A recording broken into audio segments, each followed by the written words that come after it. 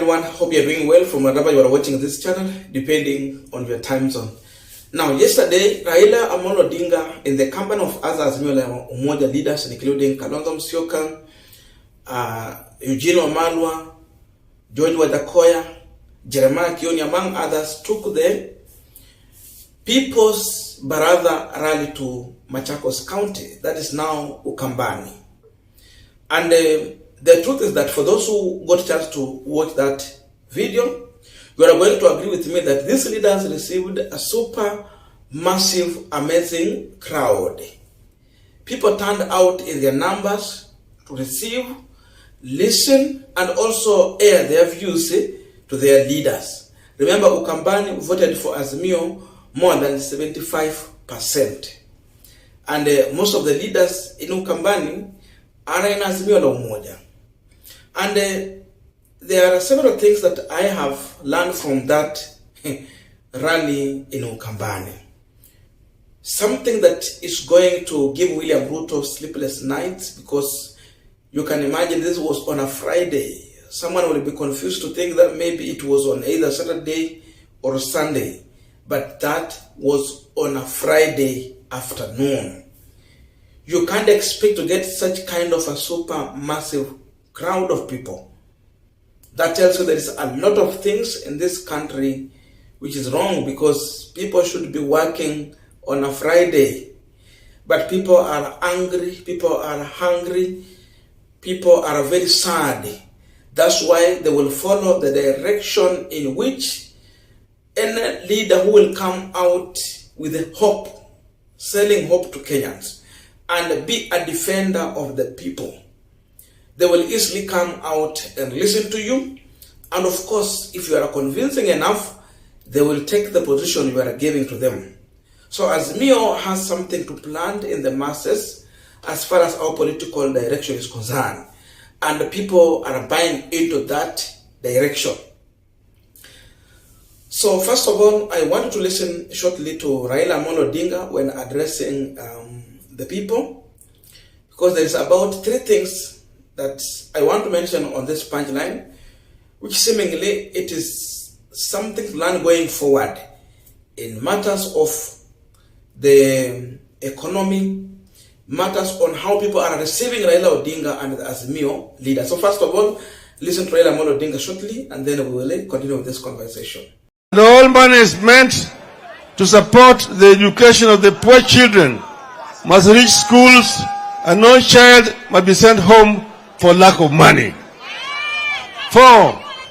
Kenya Kwanza must immediately abandon its plans to sell state parastatals. This region will not allow the Kenya Meat Commission and Bamburi Portland Cement to be sold just when it has picked up and employs hundreds of people here. IEBC. Azimio will not participate in a process that does not involve the people and whose result is predetermined. Tumelewana? Mmekubali? Wangapi wanakubali? Nione mkono kwa mkono hapa. Kwa mikono tena, inua mkono ili ionekane. Kwanza, hawa watu mnaona ahadi ambayo walisema ati mimi nikiweka Biblia chini namna hii, baada ya wiki 2 bei ya unga itarudi chini. Imerudi chini? Imerudi chini? Bei ya mafuta je? Bei ya nauli ya matatu je? Si kila kitu imepanda? Haya yote ni ahadi ambayo Bwana Ruto alipeana wa Kenya. We are continuing with our panel discussion, but just a quick request for those who are watching and you're not subscribed, please consider subscribing. To our channel subscribers, I must say thank you so much. And again, to all our viewers, please give this video a thumbs up. Thank you, and back to this discussion. Now, the reason why Azimio went to Machakos on a Friday is that they have now increased their Baraza rallies in a week to be maybe 2 or 3. Because as they were going on with that event, already the ODM deputy party leader who also doubles as the former Kakamega governor, Wycliffe Ombetha Oparanya, was in Busia preparing on how Azimio are going to have their event in Western region. So that tells you that today there is also another Azimio event in Busia, and maybe on Sunday they might be heading to another county. So it tells you that Azimio is gradually increasing their brothers from 1 in a week to 2 or 3 going forward. So one thing that I have learned from the Machakos event, I have listened to Raila Odinga when he mentioned on the 2 parastatals, which is very dear to the Ukambani people. There is the Kenya Meat Commission, that's a government parastatals, and then we also have the Bamburi Portland Cement. 2 very important to Ukambani people. And when he mentioned these 2 parastatals, you all remember that there is a plan William Ruto has already put a commission on in a place, and this commission is set to take views from Kenyans, what they're referring to public participation on some of the parastatals that executive have already put on their paper they want to privatize.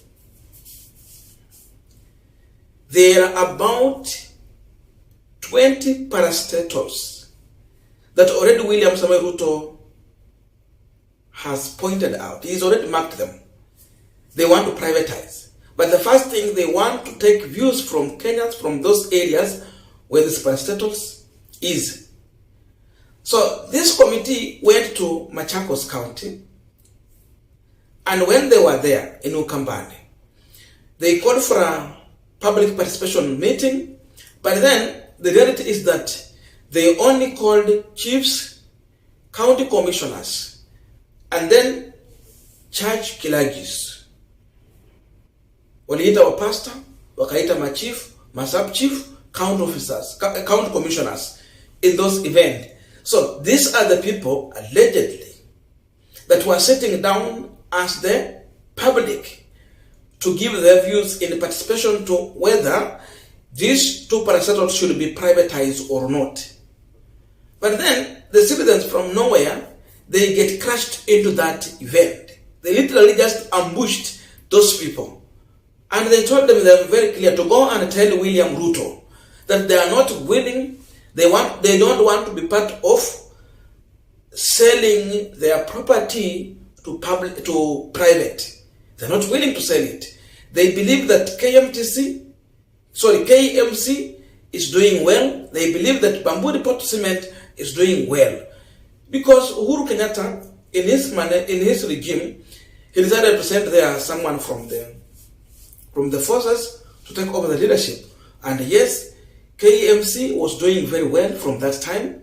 And Bamburi has not had that much big problem. So they say that they are not willing and ready to sell their property to private. No. So they either give it to the county government to run it, but not sell it to private.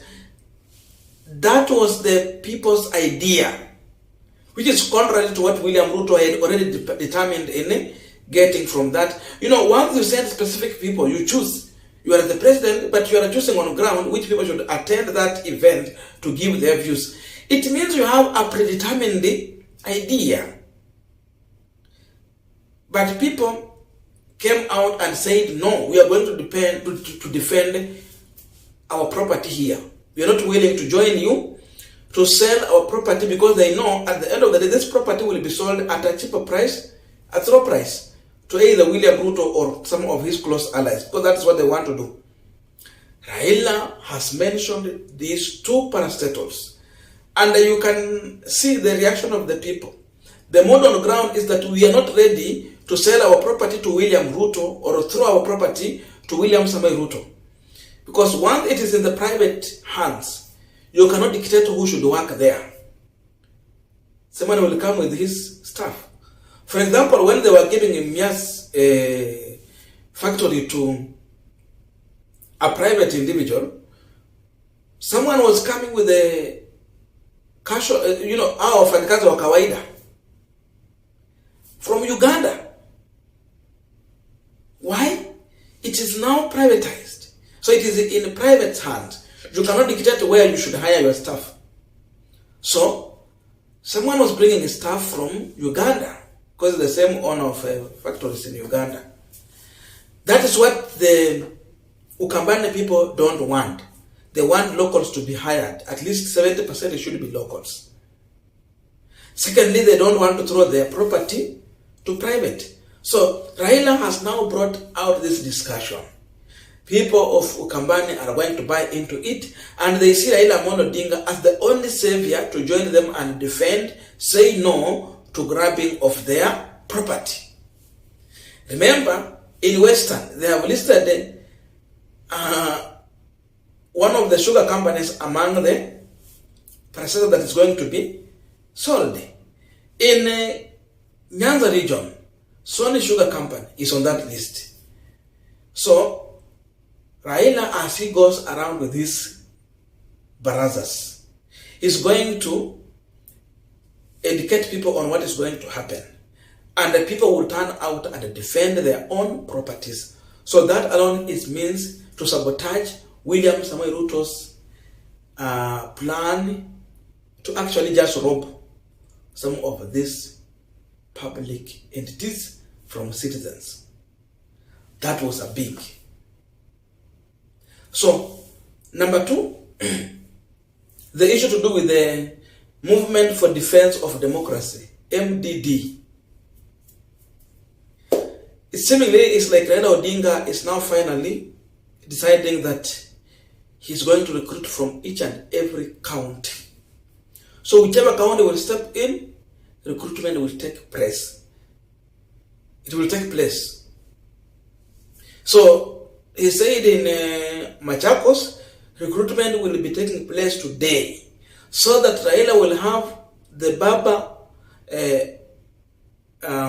Baba's army, Baba's defense from each and every region. Not region, actually, county. Foot soldiers are going to be everywhere. So that means before he finish going around the 47 counties, already he will have recruited enough people. That means it is a very strong army. William Ruto is not comfortable sitting in the State House. He knows what it means. Because once you finish this recruitment, and then the government end up not delivering to the people, you make life unaffordable, you continue with the appetite to grab the public properties from the people, they will turn out and send you home before your term is finished. So those 3 points: massive rally on a Friday, mentioning on the issue to settle with the parastatals, and then recruitment of the Movement for Defense of Democracy. It is very important thing that Raila Odinga is using to make sure that he is destabilizing William Samoei Ruto.